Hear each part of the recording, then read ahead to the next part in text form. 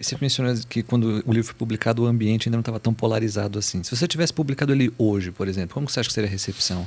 Bem pior, cara, bem pior. O capítulo sobre escravidão, por exemplo, o título dele é Agradeçam aos Ingleses. Porque eu falo, olha, quem começou o abolicionismo foi a Inglaterra. Né, foi uma das primeiras vezes que um povo ele se mobilizou para salvar outro povo. A Inglaterra, no século XIX, ela, de modo autoritário, ela reprimia reinos africanos que insistiam em vender escravo. Ela apreendia os navios negreiros e pressionava muito, né? Então, tanto que a própria expressão para inglês ver vem daí, né? Vamos tentar fazer umas leis aí para os ingleses acharem que a gente está lutando contra a escravidão. Então, toda a ideia que a gente tem de abolicionismo vem dessa linha, né? E daí hoje isso daria uma crise. Eu falo no livro também, eu falo que nem sempre os escravos levavam os senhores levavam a melhor. Nossa, isso hoje daria um problema.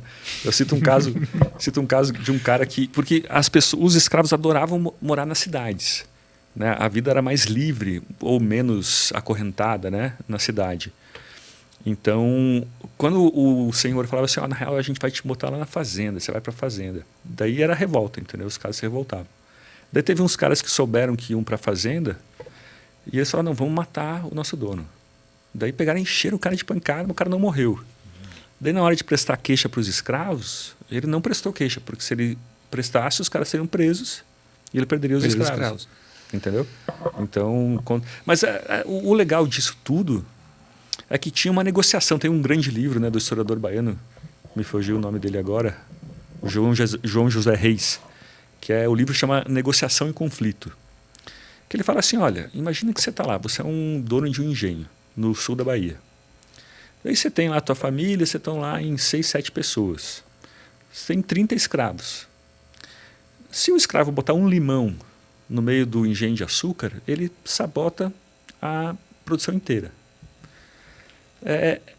À noite, quando você está dormindo, eles podem botar fogo na tua casa, ir embora.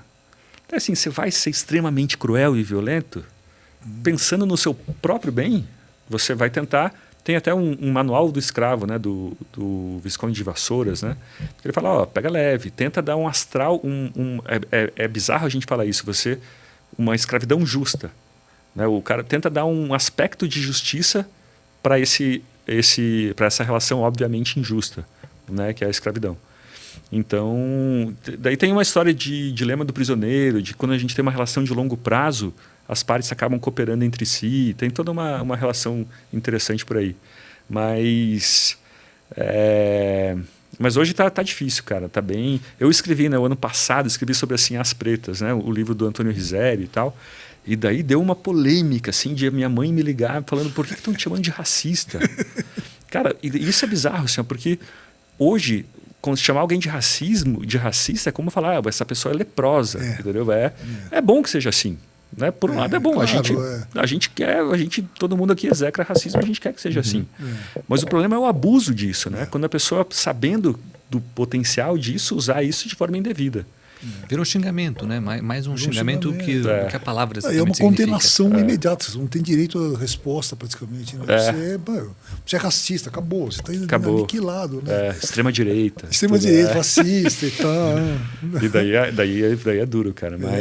Mas às vezes dá para falar um negócio... Acho que as pessoas hoje, o cancelamento é muito motivado por título e linha fina, entendeu?